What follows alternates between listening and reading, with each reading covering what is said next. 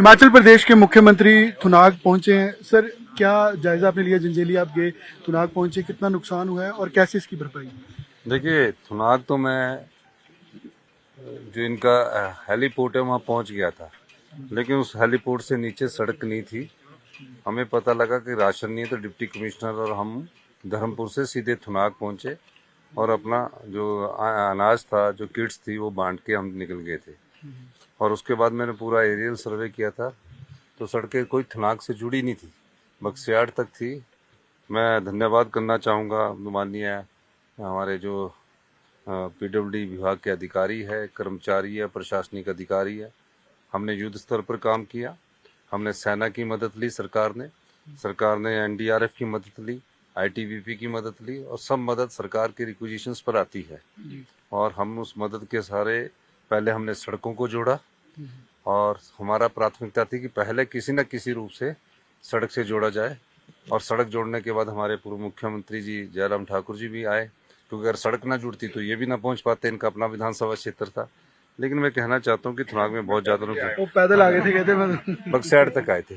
थुनाग भी पैदल आए थे। नहीं, चले पैदल बाद में आए जब सड़क। चलो पैदल आया। चलो चलो, पर मैं आज सॉरी, मैं ये कहना चाहूँगा, चलिए हो सकता है, लेकिन हमने सड़कों को जोड़ा है।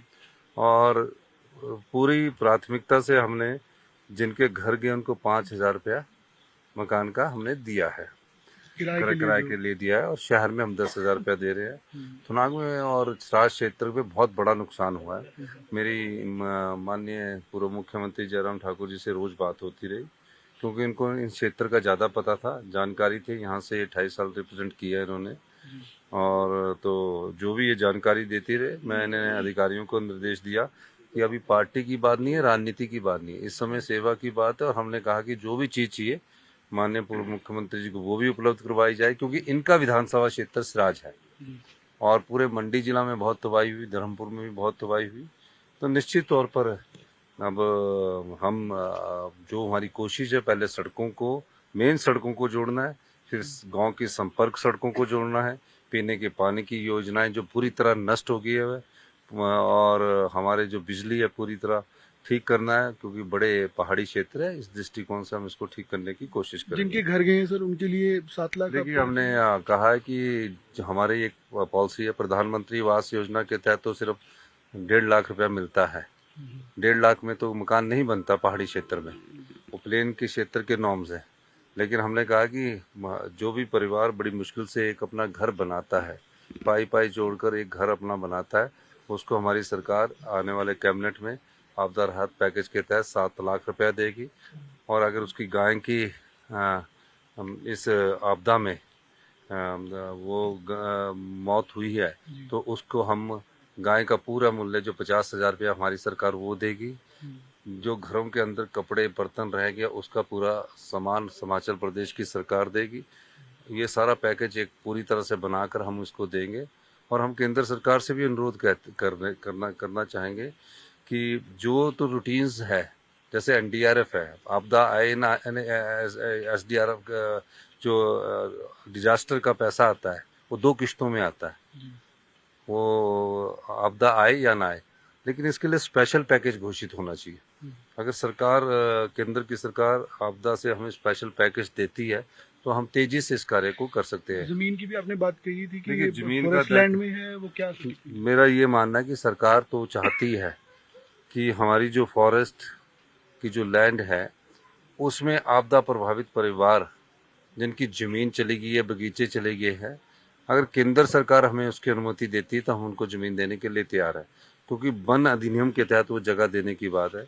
भारतीय जनता पार्टी के 7 एमपी, 7 एमपी से अनुरोध करूंगा, हम भी उनके साथ चलेंगे, पूर्व मुख्यमंत्री जी के भी साथ चलेंगे, क्योंकि कई घर तो इस समय बस रहने लायक रहे नहीं है, पूरी तरह बह गया है। सरकार के पास अपनी जगह नहीं है, क्योंकि सरकार के पास जितनी भी जगह है वो वन विभाग की है। वन विभाग के नाते मैं ये कह सकता हूँ कि वो उसकी अनुमति केंद्र से मिलती है। मेरा मानना है कि हम सब लोग जानते हैं कि हमारा हिमाचल प्रदेश की 68% भूमि वन भूमि है, 32% हमारे लोग रहते हैं, और हिमाचल प्रदेश से लोग छोड़ के नहीं जाते हैं। तो जिनके घर गए हैं, कम से कम वन भूमि पर हमें घर बनाने की अनुमति दी जाए, नदी नालों से उनको हटाने की अनुमति दी जाए। जो बगीचे के अगर कहीं वन भूमि खाली है, पेड़ नहीं लगे, उसकी अनुमति के लिए मैं बात कर अनुमति या केंद्र सर इसमें जमीन भी दे सकता है? नहीं, जमीन का तो हम अनुमोदन करेंगे, लेकिन अनुमति चाहिए हमें। बीजेपी की ओर से कहा जा रहा था, मुख्यमंत्री पूर्व कह रहे थे कि रेस्क्यू ऑपरेशन बड़ा ढीला, जिस तरीके से एक एग्रेसिव तरीके से काम करना चाहिए था वो नहीं हुआ। लोगों को चाहे वो फाइनेंशियल सपोर्ट थी या 2-2, 3-3, 4-4 दिन लगे सर, ये कहा गया। अब वो विपक्ष के नेता, उन्होंने कुछ कहना है, उनका दायित्व बनता है, लेकिन मैं ये कह सकता हूँ कि अगर सड़कें नहीं खुलती तो क्या ये राशन पहुंचता सब जगह? डिपो में यहाँ पूरा राशन पड़ा हुआ था। पानी की योजनाएं हैं जिसका अभी काम करने के लिए समय लगेगा। सड़कें अभी खुली है, अब सड़कें हमारी जो जंजाली वाली सड़कें कितना नुकसान हुआ है, वो टेम्परेरी तौर पर खुली है। परमानेंट सड़क खोलने के लिए समय लगेगा। और जहाँ कमी है, इनसे हमारी बात होती रही है पूर्व मुख्यमंत्री जी से, और पूरे मुख्यमंत्री जी का खुद का विधानसभा क्षेत्र है। ये तो यहाँ की बात कर रहे हैं, हमें तो पूरे प्रदेश में जहाँ सैंज में आपदा आई है, हमारे धर्मपुर में आपदा आई है, हमारे करसोग में आपदा आई है, और अभी तो बरसात नाचन में आपदा आई है, अभी बरसात शुरू हुई है। तो इनके विधानसभा क्षेत्र में सबसे ज्यादा प्रभावित क्षेत्र है इनका। कितना अभी तक नुकसान हो गया सर? कितने करोड़ का नुकसान होगा और कितनी जान इसमें? देखिए, आज के सराज के हालत देखकर और पूर्व मुख्यमंत्री जी से चर्चा करने के बाद मैं अंदाजा लगा सकता हूँ सराज में भी बहुत बड़ा नुकसान हुआ है। और निश्चित तौर पर जो नुकसान है वो अभी तक तो 800 करोड़ रुपए तक का हिमाचल प्रदेश में नुकसान हो चुका है। और हमारा ये मानना है कि इस नुकसान के लिए हमें केंद्र सरकार से भी हम अनुरोध करेंगे और उनसे बात करेंगे। और निश्चित तौर पर मैं अभी दिल्ली जाकर जो केंद्रीय नेता उनसे भी मुलाकात करूँगा। शुक्रिया सर। तो मुख्यमंत्री सुखविंदर सिंह सुक्खू बातचीत कर रहे थे कि इसमें जो मदद की जरूरत है वो की जाएगी और साथ साथ सरकार ने काम किया है और कंपनसेशन भी दी जाएगी। कैमरा पर्सन गिरीश, अमन भारद्वाज, मंडी आज तक।